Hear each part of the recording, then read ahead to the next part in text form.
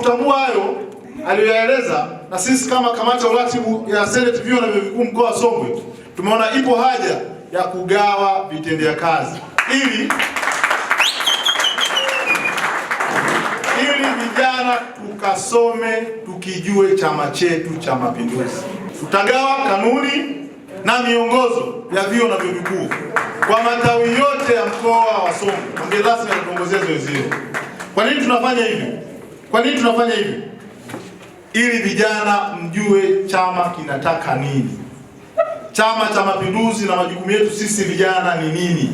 Kwa hiyo lazima msome: moja, katiba ya Chama cha Mapinduzi; mbili, kanuni ya umoja wa vijana wa CCM; tatu, muongozo wa vyuo na vyuo vikuu pamoja na miongozo mingine na taratibu zingine, ili kuweza kujiita kweli wewe ni mwanachama na kada wa Chama cha Mapinduzi. Si ndio jamani? Wewe sio unajiita kada na ujui kabisa kanuni, hujai kusoma kabisa kanuni ya umoja wa vijana wa CCM.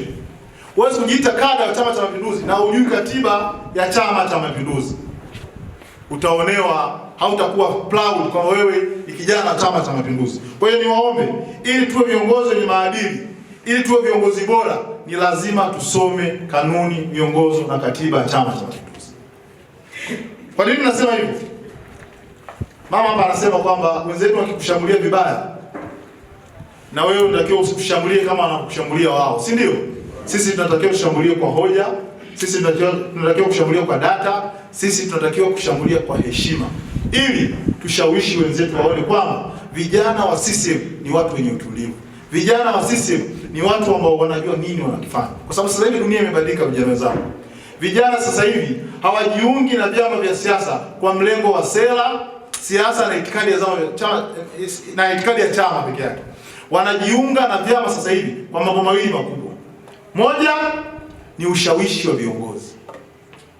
Kuna watu wanajiunga na Chama cha Mapinduzi kwa sababu tu wanamtazama Rais Samia. Kuna watu wanajiunga na Chama cha Mapinduzi kwa sababu tu wanamwangalia makamu wa rais. Kuna watu wanajiunga na Chama cha Mapinduzi kwa kumwangalia Mohamed kawaida.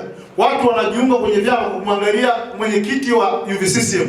Watu wanajiunga na Senate kwa kuangalia wewe katibu, wewe mwenyekiti, wewe mjumbe wa kamati ya uratibu. Sasa ili watu wajishawishike na wewe kujiunga na Chama cha Mapinduzi, lazima uwe kiongozi mwenye maadili. Na kiongozi mwenye maadili ni anayesoma na kujielimisha kuhusu Chama cha Mapinduzi. Kiongozi bora au sifa ya kiongozi bora sio tu kujua changamoto za unaowaongoza. Sifa ya kiongozi bora sio tu kujua au kusikiliza kero za unaowaongoza. Sifa bora ya kiongozi, sifa nzuri au sifa ya kiongozi bora ni kutafuta majawabu ya wanaowaongoza.